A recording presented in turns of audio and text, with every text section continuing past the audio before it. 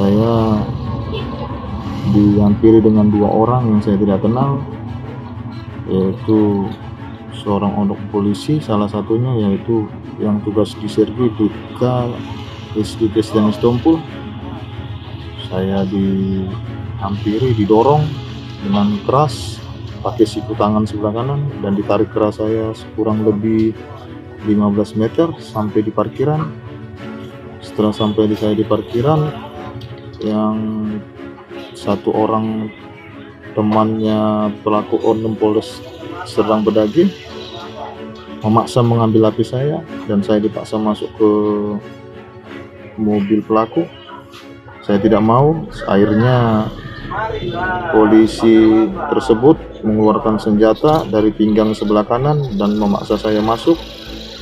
Sampai saya masuk ke mobil pelaku, saya dipukuli dan mau ditembak oleh pelaku, tapi dilerai sama adik ipar pelaku, yaitu teman wanita saya yang waktu di Ramayana, yang Jessica Margada Arianja. Setelah sampai dari parkiran ke rumah di BP7, saya terus dipukuli, dikeluarkan dari mobil, ditendang beramai-ramai, yaitu oknum polisi dan juga teman prianya yang di Ramayana itu bernama Yose Panarianja.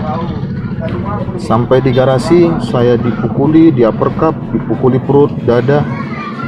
Setelah sampai di garasi mobil rumah mereka, saya dibawa ke dapur, saya ditampari, dipukuli lagi, sehingga saya dibawa ke ruang tamu.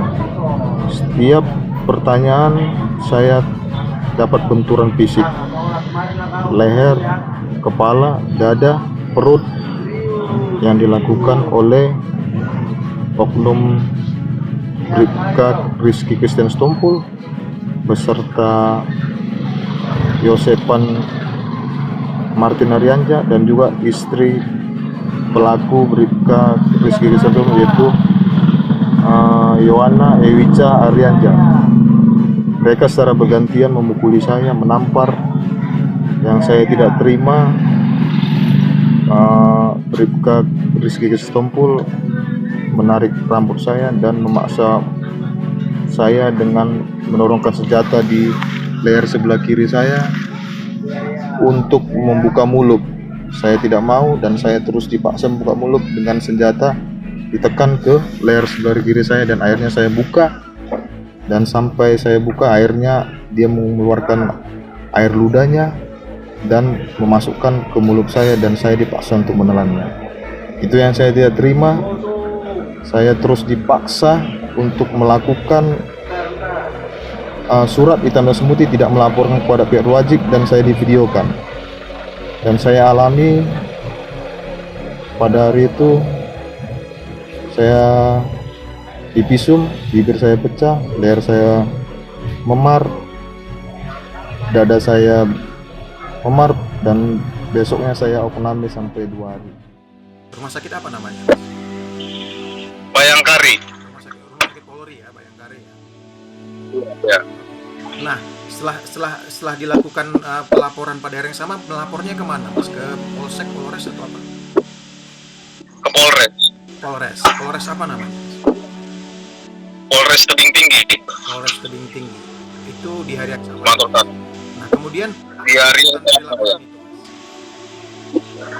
Laporan itu ditanggapi dan dibawa saya ke tempat yang dianiaya itu, dapat CCTV. Setelah dapat CCTV dalam, CCTV di luar nggak diberi sama pihak Ramayana dan Kopi Dolok.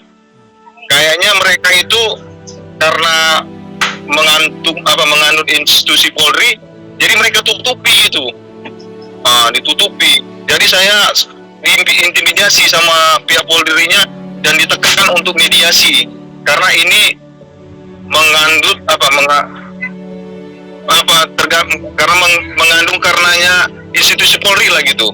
Jadi saya ditekan ya. Oke. Itu intimidasi yang dilakukan oleh institusi Polri itu dari penyidiknya kah atau dari siapa? Dari penyidiknya, dari dari propamnya, dari Polres Sergi datang jemput bola. Kau kalau melapor begini, kalau kurang saksi, kau gak akan bisa betul, dia bilang gak akan bisa benar itu. Udahlah, itu salah paham itu, dia bilang gitu. Kasih propamnya itu datang itu Polres Sergi sama propamnya. Nah, kasih propam itu Mas. Ingat siapa namanya, Mas? Kasih propamnya Hasan Tika, dia datang disuruhnya nggak jumpa di Polres, tapi dijumpanya di kafe di Kopi Dolok, gitu. Kopi Dolok itu sebuah kafe ya? Iya, ke kafe sama anggotanya. Setelah Mas melaporkan, Mas resmi melaporkan dalam bentuk itu ke SPK dan sebagainya atau gimana? Saya laporkan ke SPKT, baru langsung ke Sereskrim. Mereka dipetieskan, di lama-lamai, maksudnya mereka dari 170 ini nggak ada 170-nya nih, ini 351-nya. Jadi saya bilang kalau memang nggak ada 170-nya penganiayaan bersama, kenapa saya dibawa ke rumahnya? Saya bilang tuh atas dasar apa saya dibawa? Jadi mereka itu kayaknya udah ada kerjasama antara Kasat Reskrimnya, Kanitnya sama penyidiknya dengan pihak kepolisian ini yang pelakunya. Kayaknya mereka itu penekanannya kepada korban jadinya, nggak pada pelaku gitu. Nah, setelah ini apa yang Mas lakukan? Setelah mengetahui bahwa laporan Mas itu tidak ditanggapi atau tidak direspon oleh mereka, apa yang? Iya, saya berpikir ya, saya cari ya dari rakyat lah, masyarakat. Saya minta tolong keluarga, minta tolong teman untuk diviralkan. Sebenarnya saya malu karena ya saya itu kan nggak pernah lah dalam kasus begini, wajah saya pun jadi kayak gitu kan. Saya pernah malu, cuma saya mencari keadilan ya dengan viral beginilah, karena di negara ini ya ditanggapi tunggu viral gitu. Oke, sudah berapa lama antara terjadinya peristiwa sampai sekarang ini, sudah berapa lama Mas? Prosesnya sudah berapa lama? Sudah hampir 3 bulan, Pak. 2 bulan lebih. Bulan 3 nanti udah 3 bulan. Bulan depan nanti 3 bulan. Oke, terakhir Mas, mungkin apa harapan Mas terhadap kasus ini? Mungkin harapan atau permintaan terhadap institusi kepolisian gitu. Saya minta dalam kasus ini ya ditegakkanlah keadilan, janganlah tumpul ke bawah, tajam ke bawah, tumpul ke atas. Karena saya minta keadilan ini karena ini sudah tidak memanusiakan manusia pihak dari oknum kepolisian ini. Dia tidak mau secara kekeluargaan berdamai, dia malah mengintimidasi keluarga saya dan saya. Karena kita ini keluarga kecil, rakyat kecil, jadi jangan sewena-wenanya lah untuk melakukan arogansi kepada rakyat. Itu aja harapan saya. Intimidasi yang dilakukan ke keluarga itu dalam bentuk apa? Ya, intimidasi pada keluarga saya itu, diintimidasinya ya dia bilang keluargamu nggak ada apa-apanya, saya banyak duit, dia bilang begitu. Dari pihak keluarga, dari orang tuanya datang ke jualan orang tua saya gitu. Iya. Nah, kalau intimidasi dari kepolisian, dari oknum anggota kepolisian apa? Intimidasinya mereka untuk mediasi lah, berdamai. Tapi saya nggak lihat dari itikat pelakunya polisi ini datang secara keluargaan. Kenapa setiap polisi yang lain gitu perantaranya, seperti kasih propamnya, seperti penyidiknya, seperti perwira-perwira yang lain, seperti Helmi, seperti Kori juga yang telepon keluarga saya.